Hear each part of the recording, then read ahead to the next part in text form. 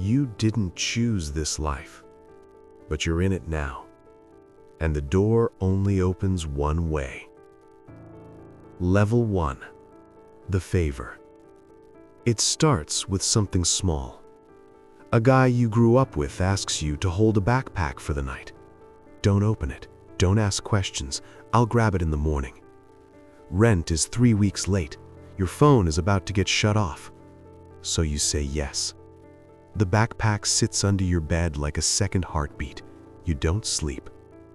Morning comes. He shows up with $300 in cash. For one night, for doing nothing. You tell yourself it's a one-time thing. It never is. Level 2. The introduction. A week later, he brings someone new, older, calmer, the kind of calm that isn't peace, it's control. He doesn't give you a name. He gives you a number saved under a fake contact. Only use this when I reach out first. He looks at you the way a chess player looks at a pawn. He already knows how this ends. You don't. The jobs get slightly bigger.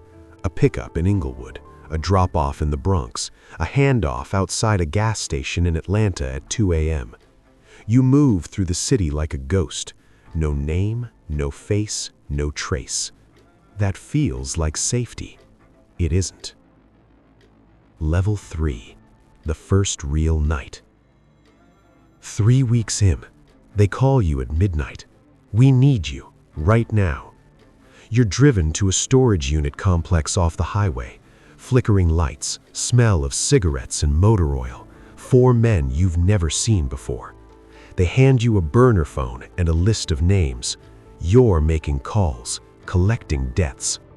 Your voice stays flat, even though your legs won't stop shaking. You do it anyway. 4 hours later, $1,500 in your hand, cash, unmarked, untraceable. On the drive home, you count it twice. You feel sick.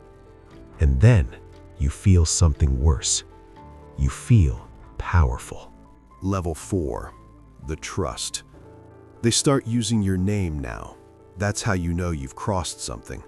You're no longer a one-time favor, you're an asset.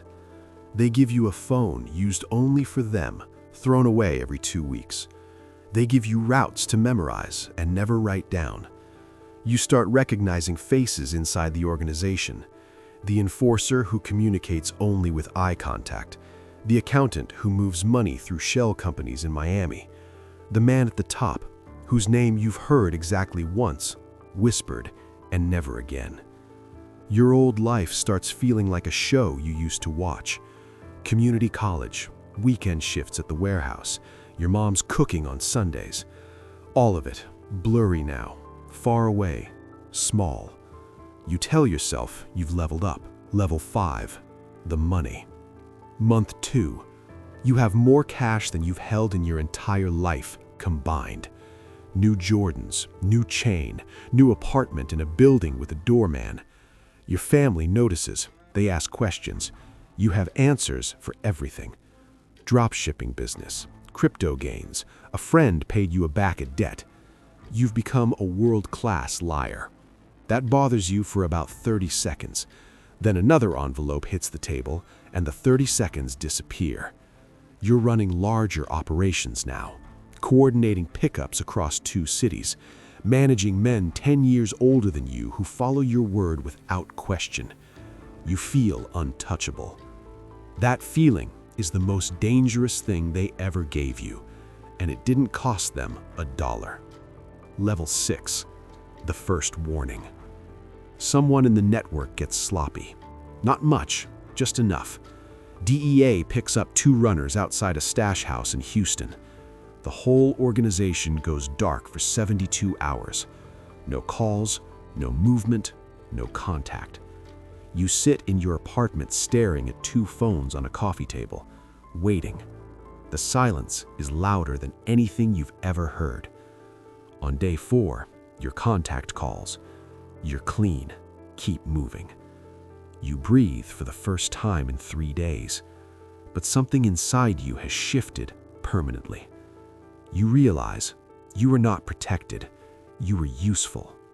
There is a difference, and now you understand it. Level 7, the initiation. They come to you with something different this time. Not a backpack, not a burner, not a route. They come to you with a problem. A man took product, took money, and vanished. They want a message sent, not a text, not a warning call. You know exactly what they mean. You stand in that room and feel the floor drop out from under you. This is the moment. Every movie, every news story, every conversation your father ever had with you about staying out of the streets, all of it collapses into this single second. 3 options. Say yes and cross a line that doesn't uncross. Say no and become the next problem they need to handle. Or run and spend the rest of your life looking over your shoulder. You look at the men in the room. You look at the door. You make a choice. Level 8, the point of no return. You said yes. You told yourself it was just this once. They all say that. The operation runs clean. No witnesses, no footage, nothing that leads back to you. You are handed an envelope that feels like a brick in your hands. You drive home without music, without calls. You sit in the dark for a long time. And then you do something that surprises even yourself. You go back the next day. Not because they threatened you, because now they own something more powerful than your body. They own your secret. And secrets in this life, they never stay buried. They just wait. Level 9, the paranoia. Month 4. You are deep inside the machine. 6 runners under you, 2 territories, 1 direct line to the top. You're making more in a week than most people pull in 3 months, but you don't enjoy any of it anymore. You check your mirrors 3 times before pulling out of a parking lot. You sit with your back to walls in every restaurant. You never take the same route twice. You change phones every 10 days. You stop trusting people who laugh too easily around you. A black SUV idles across the street from your building for 11 minutes. You count every one of them. It pulls away. You don't sleep that night.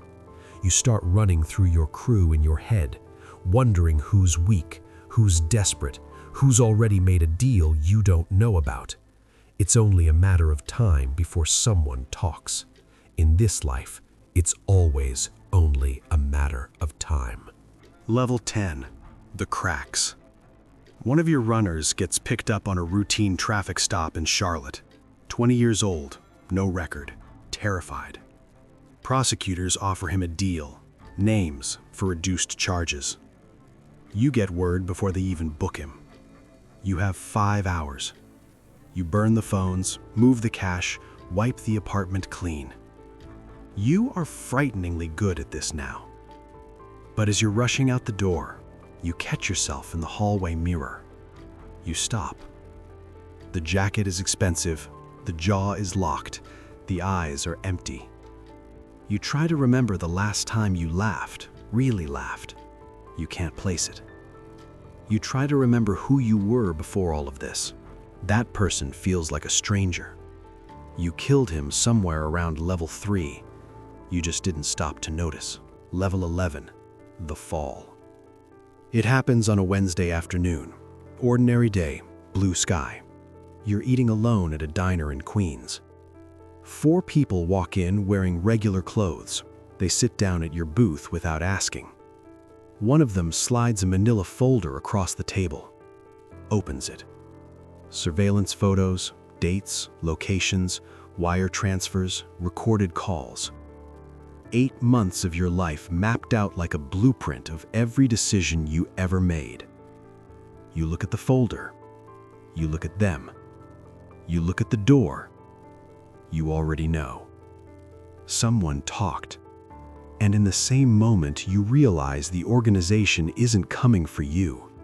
They already knew this was coming. They protected the product. They protected the money. They protected the man at the top. They left you exactly where you're sitting right now. You were never family. You were always a layer of protection between them and a federal indictment. Level 12. The cycle. There are two ways this ends. The first, you cooperate. You give up names, locations, operations.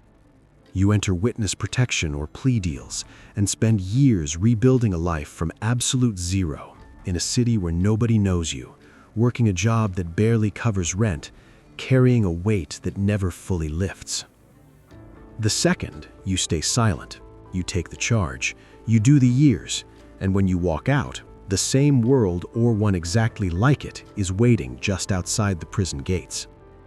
Because the machine doesn't stop for anyone. It doesn't grieve. It doesn't remember. It just finds the next person who needs the money. The next person who says yes to holding a bag for one night. The next person who swears it's just this once. Look around that courtroom. Every person at that table told themselves the same story. Every single one. The underworld doesn't trap you with chains or guns or threats. It traps you with small choices, one at a time.